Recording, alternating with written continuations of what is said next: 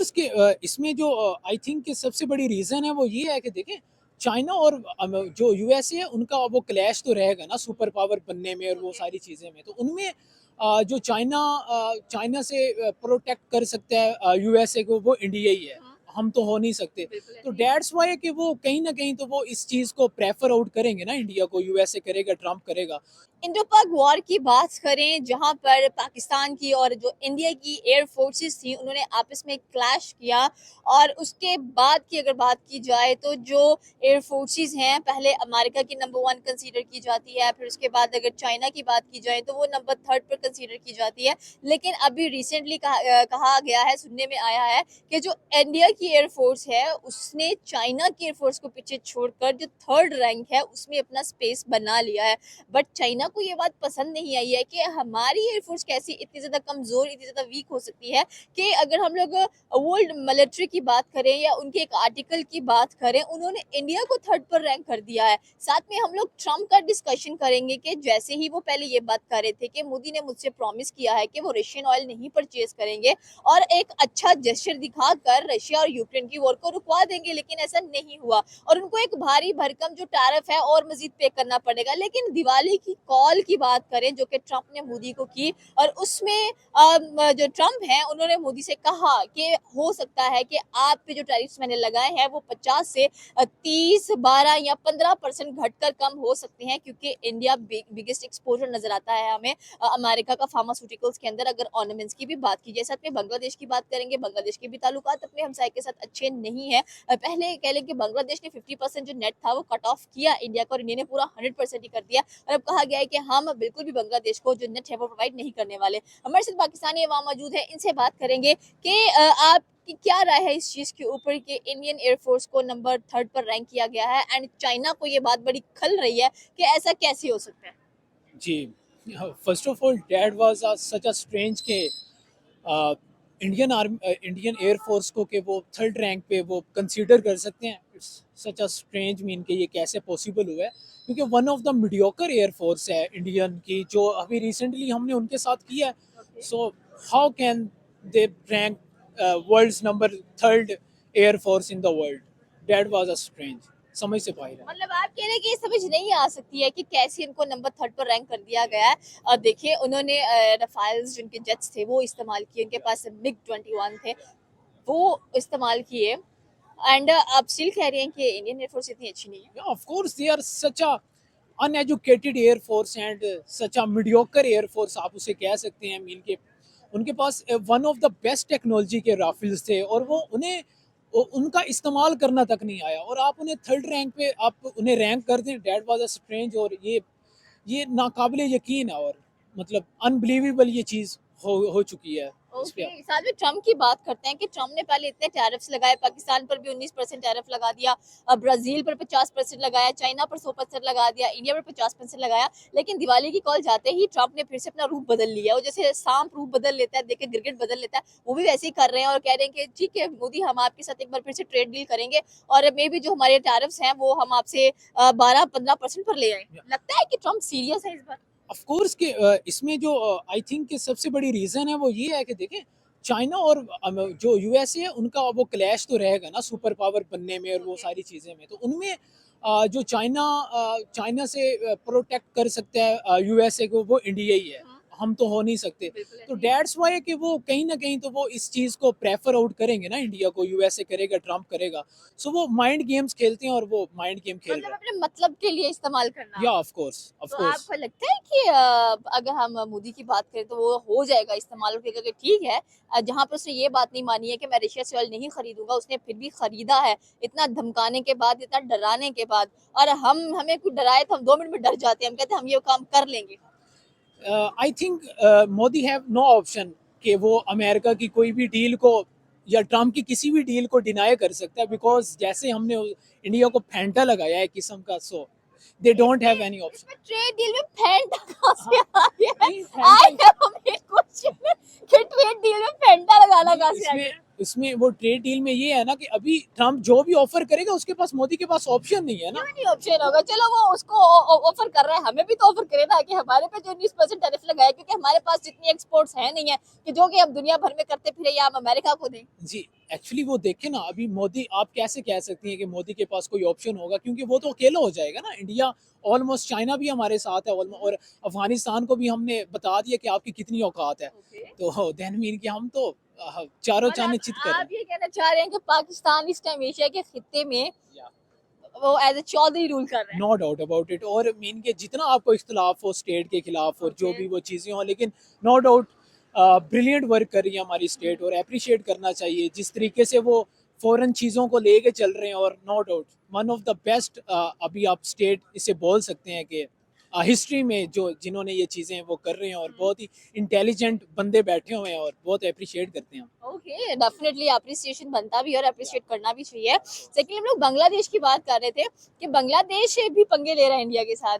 अब बांग्लादेश ले सकता है पंगे, क्योंकि कहते हैं पाकिस्तान और बांग्लादेश भाई भाई है, दोनों ही एक साथ लग गए हैं। नहीं, बांग्लादेश पंगा नहीं ले सकता। बांग्लादेश का जो बैकबोन है वो पाकिस्तान है। ओके। सो पाकिस्तान के साथ जो उनका एक वो रिलेशन, एक बॉन्ड बन रहा है, दैट्स वाई उनके अंदर वो चीज़ अभी आ रही है कि हम भी इंडिया के साथ वो चीज़ कर सकते हैं। तो इसमें भी आपको पाकिस्तान की जो अभी स्टेट है, पाकिस्तान के जो आर्मी चीफ हैं, फील्ड मार्शल हैं, उन्हें आपको अप्रिशिएट करना होगा कि उन्होंने इन चीज़ों को बहुत अच्छे तरीके से हैंडल आउट किया है। बिल्कुल आपकी बात सही है। और क्या लगता है कि पहले बांग्लादेश ने 50% नेट कट ऑफ किया इंडिया का और इंडिया ने उठाकर पूरा 100% कर दिया, तो अब बांग्लादेशी नेट कैसे इस्तेमाल करेंगे? Net is important part.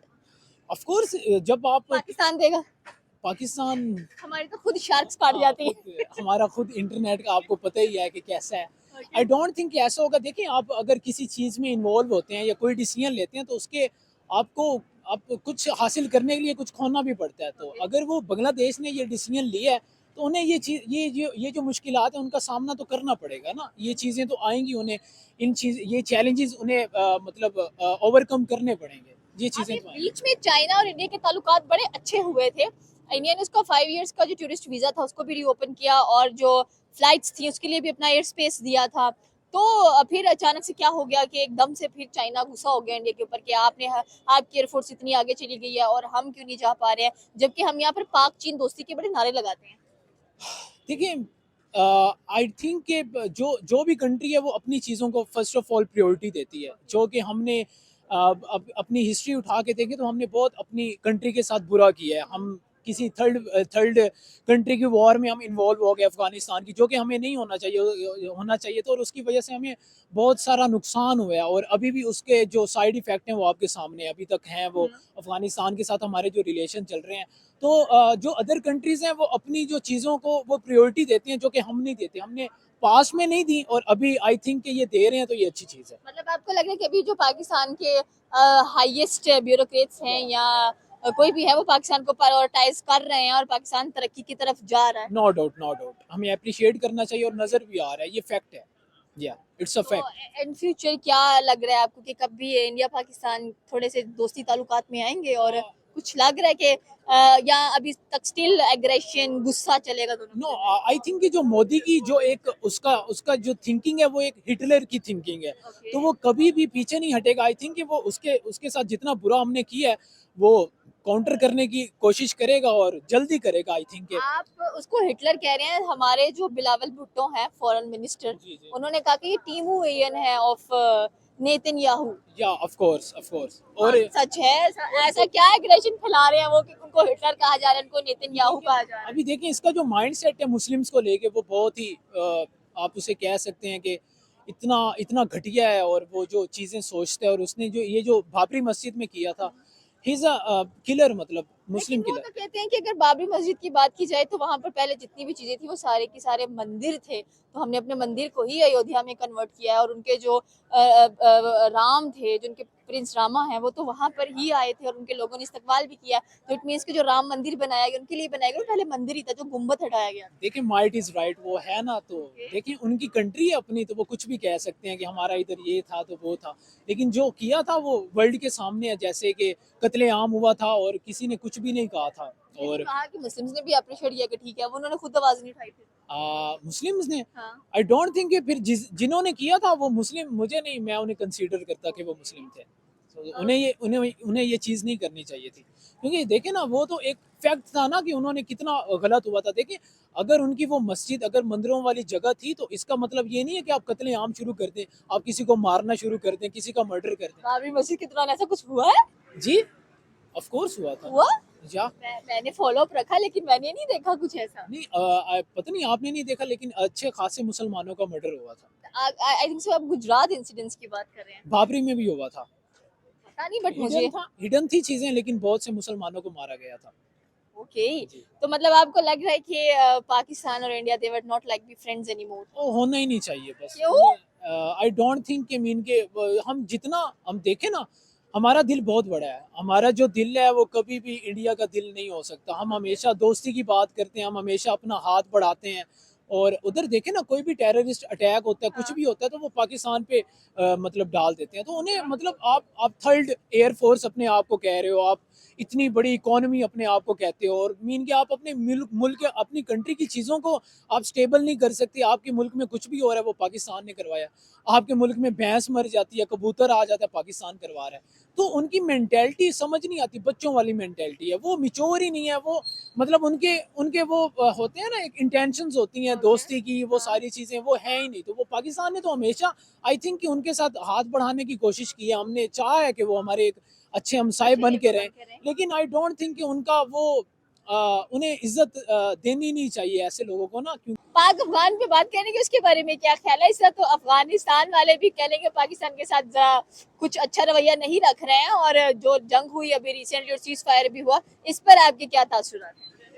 देखें, ये तो बहुत अच्छा हो रहा है। आई थिंक कि मैं तो चाहता था कि ये अभी भी पाकिस्तान बहुत ही अपना लाइट मूड दिखा रहा है ना। ओके। मैं और एग्रेसिव चाहता था। देखें यार, आप वो उधर से एक टेररिस्ट अटैक होते हैं, हम वो हाँ, इतनी दफा इस चीज से याद आया कि जैश ई मोहम्मद भी एक टेररिस्ट वो है ऑफ और कोर्स। वो भी अब वुमेन्स को भी ट्रेनिंग दे रहे हैं, अब औरतों को भी कह रहे हैं कि आ जाए मैदान के अंदर और ये काम स्टार्ट कर दो। इस पर आपकी क्या राय है कि ये चीज तो गलत है, इन सारी चीजों को खत्म नहीं हो जाना चाहिए? देखिए, आज तक हमने अफगानिस्तान को अपना भाई समझा है।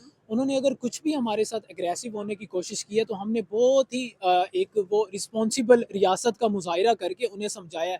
लेकिन देखिए ना, कब तक हम वो लाइट मूड उन्हें दिखाते रहे ना। उनकी उनकी कंट्री की तरफ से हमारे ऊपर टेररिस्ट अटैक हो, हमारे ऊपर सब कुछ हो, हाँ बिल्कुल और ऐसे ही हम है। उन्हें इतनी दफ़ा वार्न करेंगे, यार आपको ये चीज़ रोकनी चाहिए। और फिर वो हमारे सिक्योरिटी फोर्सेस पे रोजाना की बेस पे हमारे इतने जो हमारे नौजवान जवानों को वो मर्डर कर रहे हैं, जवानों को शहीद शहीद कर कर रहे रहे हैं, हैं। और किस तरीके से कर रहे हैं। तो देखिए, ऐसे हमें लाइट मूड नहीं दिखाना चाहिए। मैं तो अभी से कह रहा हूँ कि और भी एग्रेसिव होना चाहिए, और बस अगर वो अब कुछ करें तो उन्हें कुचल देना चाहिए। कुचल अफगानियों को कुचल देना चाहिए, लेकिन अफगानियों का जो तालिबान है उनका तो झुकाव इंडिया की तरफ बहुत ज्यादा है। अभी रिसेंटली आपने देखा होगा उनके एफएम इंडिया विजिट करते हैं। या ऑफ कोर्स, लेकिन फर्क नहीं ना पड़ता। आपकी बलूचिस्तान में बीएलए है, केपीके में तालिबान है। तो देखिए, पाकिस्तान हमें इसी चीज पे घिरा तो, हुआ है हर साइड से। या और तो हमें इसी चीज़ पे प्राउड है कि हमारी जो आर्मी है वो one of the best army है इन द वर्ल्ड। सो हमें फ़र्क नहीं पड़ता ये बीएलए हो, ये इंडिया के साथ मिले, सो हमें फ़र्क नहीं पड़ता। We are so proud of our arm forces, और हमें ये है कि हमारी आर्मी हर तरीके से इनका मुकाबला कर सकती है, और हमें मतलब हम फिक्रमंद ही नहीं होते इन चीज़ों से। हमें ओके। पता है हमारी। ये थी पाकिस्तानी अवाम की राय कि अगर हम लोग बात करें तो ट्रम्प डेफिनेटली एक ऐसे पर्सन हैं जो कि बहुत जल्द माइंड चेंज कर लेते हैं, क्रिकेट की तरह रंग बदलते हैं और पता नहीं चलता कि कब क्या किस टाइम बोल दें। और जो वादा उन्होंने इस बार मोदी से किया है क्या वो पूरा करेंगे या नहीं, आप नीचे कमेंट सेक्शन में आकर बता सकते हैं। हमारे चैनल को सब्सक्राइब करना बिल्कुल मत भूलिएगा। तो मिलता है अगली वीडियो में। अल्लाह हाफिज़।